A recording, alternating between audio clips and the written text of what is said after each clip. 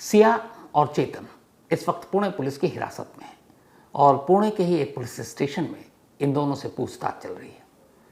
Court ने इन दोनों को पुलिस कस्टडी में भेजा हुआ है और इनसे पूछताछ की जा रही है।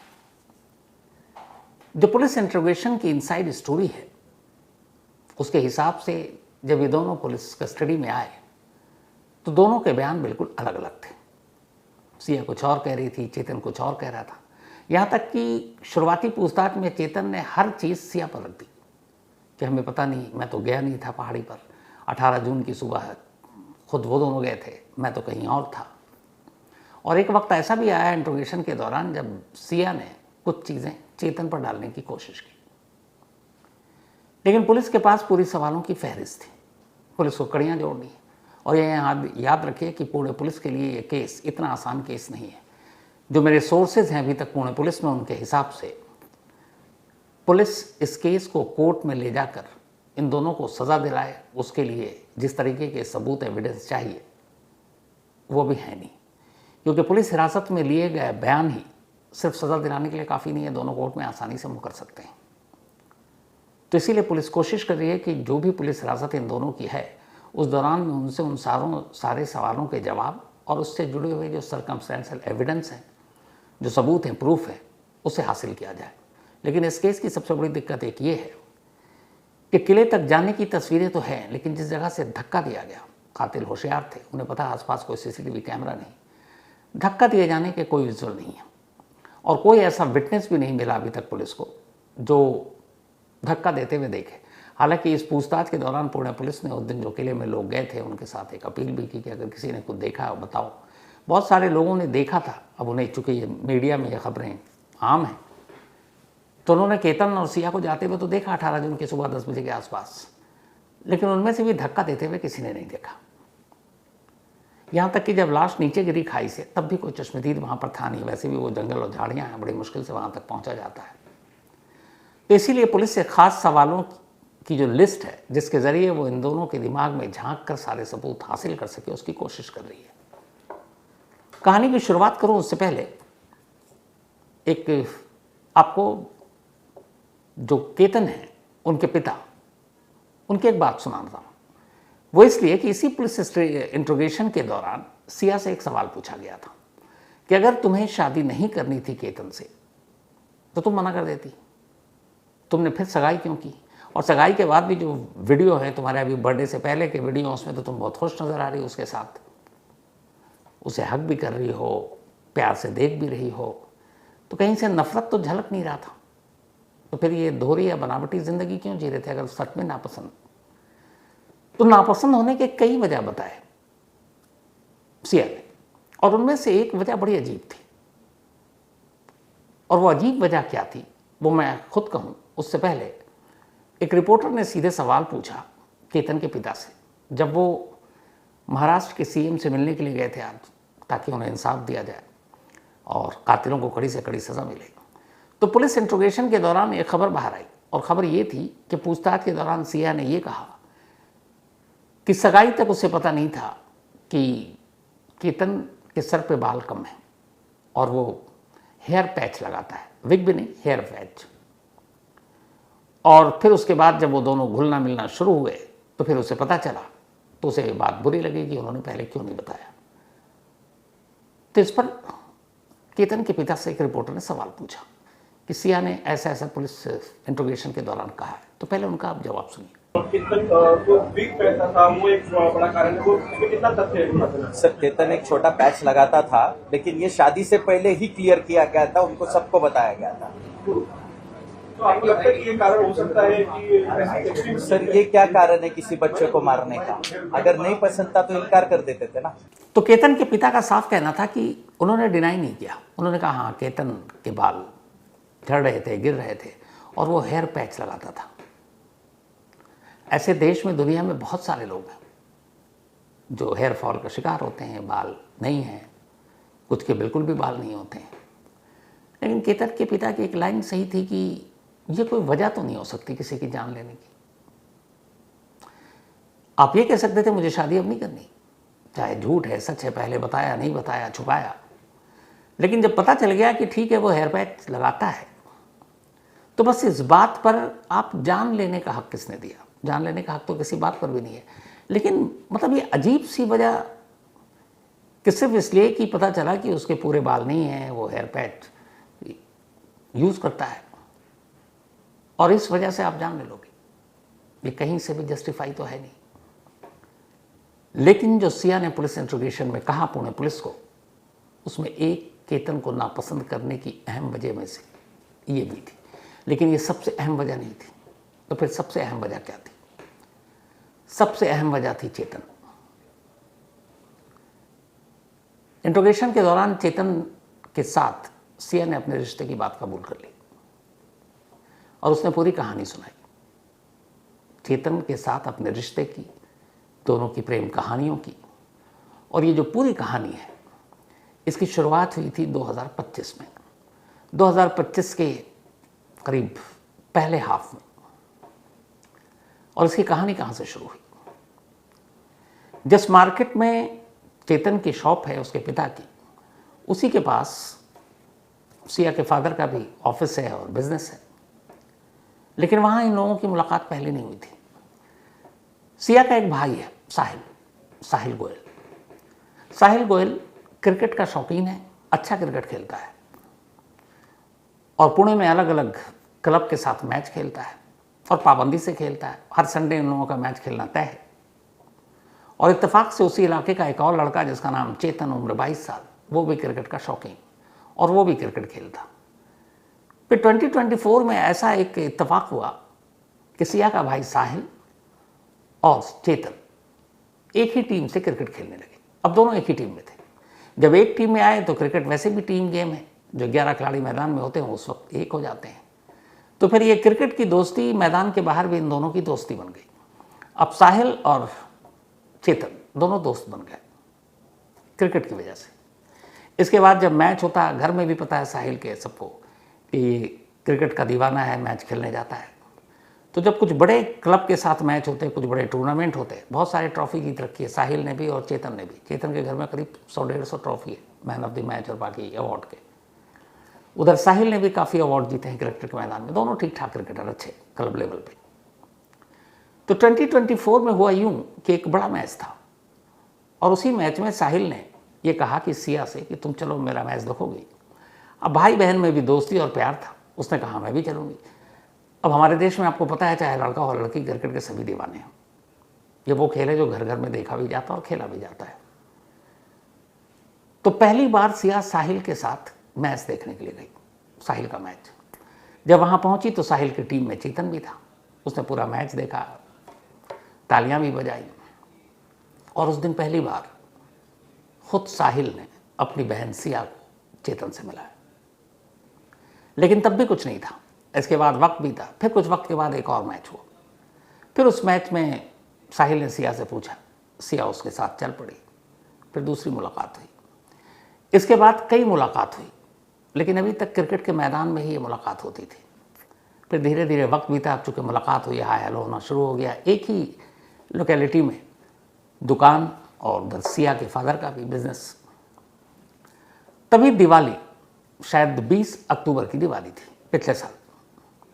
दिवाली से पहले एक पार्टी रखी साहिल ने पार्टी रखी। उसने अपने दोस्तों को बुलाया और क्रिकेट टीम के दोस्तों को बुलाया और उसमें एक नाम था चेतन उस दिवाली पार्टी में आए। साहिल के तमाम दोस्त थे और साहिल की बहन सिया भी थी। उस पार्टी में पहली बार सिया और चेतन इन दोनों ने घंटों बात की और वहाँ पहली बार इन दोनों में एक तरह से प्यार हुआ, क्योंकि मुलाकात हो चुका, दोनों एक दूसरे को देख चुके थे। लेकिन वहाँ मोहब्बत का इजहार हुआ दिवाली पार्टी में, उस पार्टी में जिस पार्टी को ऑर्गेनाइज सिया के अपने भाई ने किया था। अब इसके बाद नंबर एक्सचेंज हुए, दोनों बातचीत करने लगे, मिलने जुलने लगे। पुणे के अलग अलग कैफ़े में, अलग अलग जगहों पर, यहाँ तक कि सिनेमा हॉल, मॉल, एक साथ घूमते। बाद में साहिल को इस बात का एहसास हो चुका था कि चेतन और सिया एक दूसरे से बात करते हैं। यहाँ तक कि उनकी एक बुआ है, उनको भी इस बात की भनक लग गई थी। कुछ वक्त ऐसा आया उसके बाद जब साहिल गोयल को यकीन हो गया कि चेतन और सिया रिलेशनशिप में। उसने उसे 1-2 बार कहा भी, बट सिया ने टाल दिया कि दोस्त है, फ्रेंड है। लेकिन उसे पता था।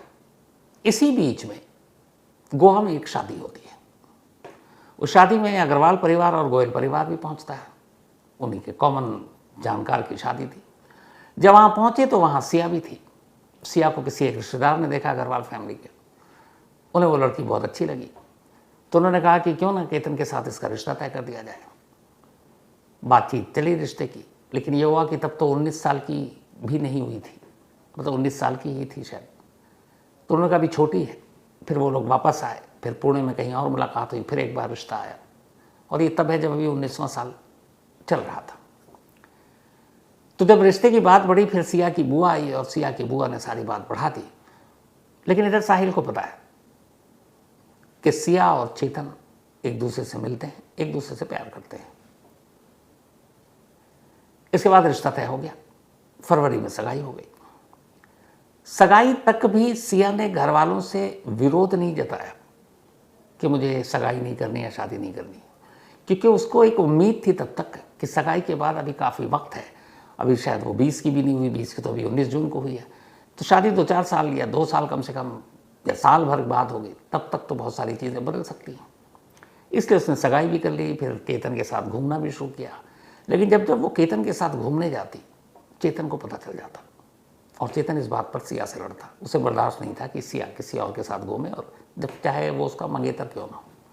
इधर सिया और चेतन लगातार फ़ोन पर घंटों बात करते थे। इस बीच में फरवरी के बाद जब सगाई हो गई और केतन सिया से लगातार मिलने लगा और रात को कई बार वो फ़ोन करता, तो उसे बड़ा अजीब लगता। सिया के फ़ोन हमेशा बिजी आते, और वो भी लेट नाइट तक। उसके मन में अब वहम आने लगा कि ये क्या है, इसका फ़ोन इतना बिजी क्यों आता है। 1-2 बार उसने अपने घर पे भी इसका जिक्र किया अपनी मम्मी से, तब उसे डाउट हुआ। फिर उसने सिया से पूछा। सिया ने हमेशा बनाया बहाना कि ये मेरी फ्रेंड है, ये है, उनसे ही बात कर रही थी। कई बार ये भी कि पता नहीं क्या था, मैं तो बिजी फ़ोन था नहीं, बिजी टोन क्यों दिखा रहा, फ़ोन में कुछ प्रॉब्लम है। तो ये सब बहाने चलते रहे। लेकिन जब अब ये हुआ कि फरवरी सगाई के बाद अब नवंबर की तारीख तय हो गई, 25 नवंबर शादी की, तब सिया और इन दोनों ने तय किया कि अब इंतज़ार नहीं कर सकते, क्योंकि शादी भी सगाई के फ़ौरन बाद ही तय हो गई। तब इन्होंने कहा कि कुछ ऐसा करना चाहिए, और उसके बाद खैर वो केला का आइडिया और फिर धक्का देना, ये सारी बातें थी। अब ये सारी कहानी जब पुलिस इंट्रोगेशन ने बताई, तो फिर पुलिस ने पूछा कि अच्छा ये बताओ, ये आइडिया किसका था। जो पुलिस में सिया ने बताया और जो चेतन ने बताया, यहाँ पर दोनों के बयान एक जैसे थे। सिया ने कहा कि मुझे कभी मई 30 से पहले ये पता नहीं था कि साहिल से छुटकारा, केतन से छुटकारा कैसे पाना है। लेकिन 31 मई को जब पहली बार मैं गई, तब मुझे ख्याल आया उस जगह को देखकर कि यहाँ से आसानी से किसी को गिराया जा सकता है। तो वो आइडिया मुझे पहली बार 31 मई को आया। चेतन ने भी पुलिस को यही बताया कि मुझे कुछ पता नहीं था। लेकिन जब 31 मई को लौट कर आई, तब सिया ने पहली बार चेतन से ये शेयर किया कि एक जगह है जहाँ से अगर हम केतन को धक्का दे दें तो किसी को शक नहीं होगा, और ऐसा लगेगा कि जैसे वो एक हादसा था, फिसल कर गिर गया। तो असल में केतन को खाई में गिराने का जो पहला ख्याल आया वो सिया का था, और सिया ने ये बात शेयर की चेतन से। इसके बाद 14 जून को पहला मौका था। कहते हैं कि 14 जून को भी इन दोनों ने जो पुलिस को बताया कि 14 जून को जब जाने की तैयारी हो गई थी, तो 12 और 13 जून को सिया ने चेतन से कई बार कहा कि तुम भी चलो लोहगढ़ किला। चेतन डर गया। वो कह रहा था नहीं मैं जाऊंगा तो फिर अगर किसी ने भी देख लिया तो हम दोनों को एक साथ देख लिया और केतन उस दिन गिरा दिया गया तो सीधे शक होगा।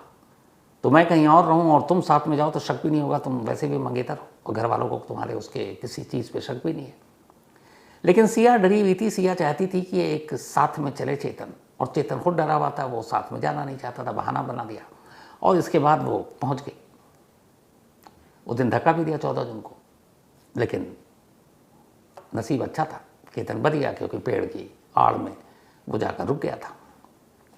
जब ये इंसिडेंट हुआ 14 जून को ये लोग लौट कर आए, तब सिया ने उसे बताया था मैं घबरा गई थी और अगर तुम होते तो उसी दिन काम हो जाता। फिर चेतन ने कहा कि नहीं मेरा जाना ठीक नहीं था। इसके बाद जब 18 जून फाइनल हुआ, तब भी पहले चेतन वहाँ साथ जाने को तैयार नहीं था, ना पीछे पीछे।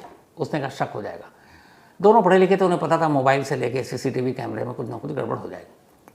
लेकिन सिया ने साफ कह दिया कि अगर तुम नहीं जाओगे तो ये नहीं होगा, क्योंकि मुझे डर लगता है और मैं घबरा जाती हूँ। और उससे पहले असल में एक लाइन भी था कि जब 14 जून को नाकाम हुआ तब उस पर चेतन ने सिया को कुछ बोल दिया था कि तुम आसानी से कर सकती थी, तुम्हारी गलती थी, तुमने ऐसा नहीं किया, इतना अच्छा मौका खो दिया। तब उसने कहा अगर ऐसे ही है तो फिर साथ चलो। और फिर 18 जून को चेतन अपनी स्कूटी से और सिया अपनी कार से चेतन को लेकर पहुंची और फिर दोनों ने धक्का दिया था। जब ये पूरी चीजें हुई तभी तक पुलिस इन दोनों से अलग अलग पूछताछ कर रही है।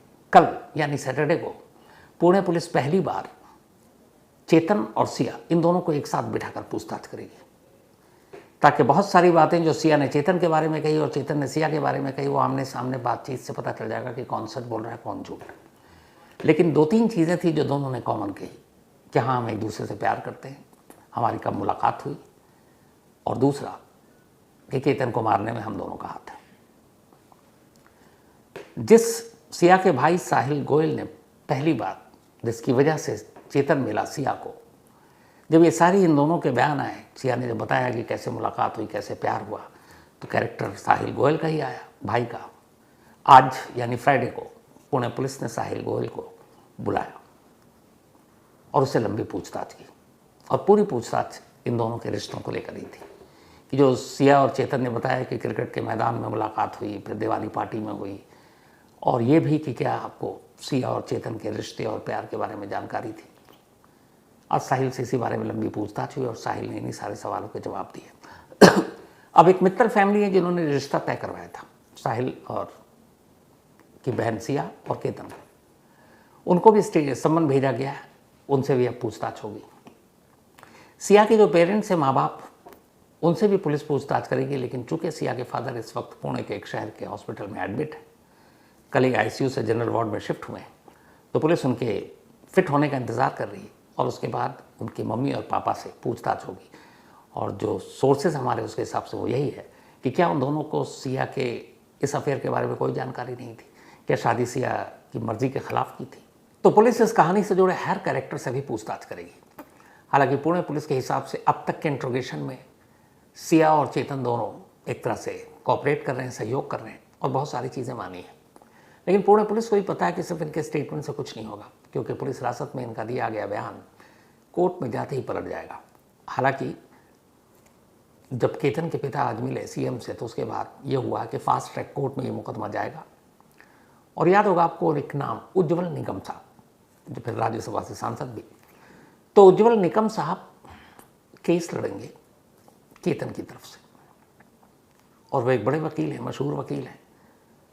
मुंबई सीरियल ब्लास्ट जिसमें तमाम लोगों को सज़ा हुई, उनका बहुत बड़ा रोल है, तो वो उधर से लड़ेंगे। अभी तक जो सिया के घर वाले हैं उन्होंने इस बारे में कुछ नहीं कहा, क्योंकि उनका तो कहना है कि अगर वो कसूरवार है तो उसी पहाड़ी पर ले जाकर, उसी किले पर ले जाकर, उसी खाई से उसको धक्का दे दें। ये सिया के पिता ने कहा है। सिया की माँ ने कहा कि अगर वो कसूरवार है तो उसे फांसी दे दें। लेकिन ये सारी बातें हैं, अब जब मुकदमा शुरू होगा तो देखना ये होगा कि गोयल परिवार की तरफ से वकील कौन होता है। पर इन सारी चीज़ों के बीच सबसे मुश्किल और सबसे चुनौतीपूर्ण काम है पुणे पुलिस का, क्योंकि उन्हें पता है कि अभी तक सिर्फ खबरें ही खबरें हैं, कोर्ट में खबरें नहीं चलती हैं, वहाँ प्रूफ सबूत सब चलता है। तो एक तो धक्का किसी ने देते हुए देखा नहीं, अगर वहाँ पे चेतन की मौजूदगी भी है तो आसानी से कहा जा सकता है कि हाँ वो भी गया। तीसरी बात ये भी हो सकता है कि सिया बताए कि हमारा दोस्त था और खुद केतन को पता था कि वो भी वहाँ पे मिला है, आ गया, जैसी बहुत सारी चीज़ें हैं। तो इसीलिए भी आने वाले वक्त में देखिए होता क्या है। लेकिन कल सैटरडे को सिया और चेतन गिरफ्तारी के बाद पहली बार आमने सामने बैठेंगे और पुणे पुलिस सवालों की लिस्ट लिए उनसे सवाल पूछेगी। तो आज की कहानी में इतना ही। अब आपसे मुलाकात होगी कल रात 9 बजे किसी नई कहानी के साथ।